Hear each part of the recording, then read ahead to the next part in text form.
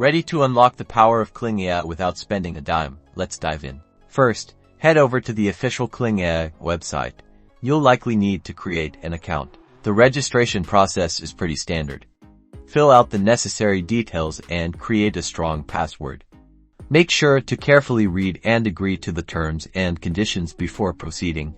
Once you're logged in, check your dashboard for any mention of a free trial or initial free credits. Pay close attention to any usage limits or restrictions associated with the free access.